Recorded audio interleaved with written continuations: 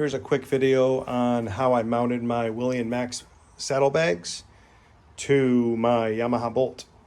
My first dilemma was I wanted to make sure that these bags would not hit my legs, that they would not interfere with the shocks, and that they would not interfere with the blinkers. I did not want to have to relocate my blinkers.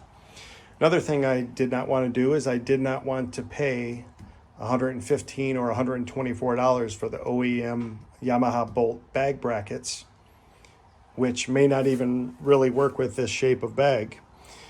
And I did not, I don't like the look of the angled bags on the Bolt. They just don't look right to me. I know they make them so they miss the shock, but they just did not look right to me. And you really can't fit too much into them. And I've done grocery shopping with these before, and you can fit quite a bit in here, so I really wanted to make it work. It took me a few days to think about this, and when I woke up one morning, I came up with this idea to make an L-shaped bracket out of steel and have it miss the shock in the back.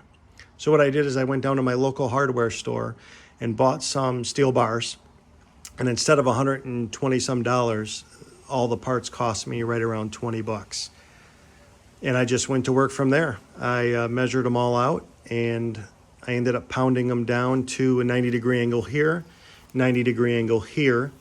And then I placed a little piece of leather that I had. I traced a quarter and made the leather washers so that they would not scratch the paint up. So that worked out really well too.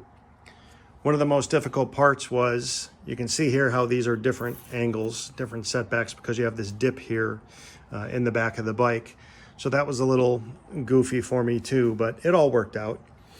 Also, from the back of the brace, I mounted this so that these two pieces would not come apart or angle or flex from each other. Now this is some hard steel, but it's not so hard that you can't flex it. I have had these bags loaded down with groceries, so you do get a little bit of a movement on them, but they're not flying around everywhere. And I didn't want to use the super thick 1/4" steel. That would have been way too thick to do anything about. The best part is I was able to use my OEM bolts here. So this one, I got a lot of bite with it. The ones up front though, right here, those barely bit. So you kind of had to press in with your Allen wrench to get it to bite. But I did not have to buy extra screws to mount these to the bike. And the best part is if I want to remove these bags real quick, I just take them off with the Allen wrenches, and I can get them off in a few minutes, actually a few seconds. And inside the bags, what I did was I took some fender washers here and some bolts and drilled holes through the bags, and they're actually pretty stiff. They're pretty tight. They work out really well. And once I got the angle brackets done or shaped, I just spray painted them, drilled the holes, and of course I dry fit everything first, so that wouldn't be an issue. And you can tell in the pictures here that they're not, I tried to get them as even as I could, but I had to stand the bike up by myself. I was working by myself. I couldn't sit on the bike and have somebody mount these brackets for me or measure the brackets.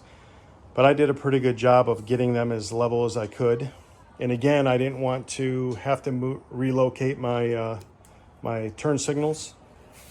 And so now I have bags to use to carry stuff around and to do what I need to do. And it worked out really well. So if you have any questions, feel free to ask.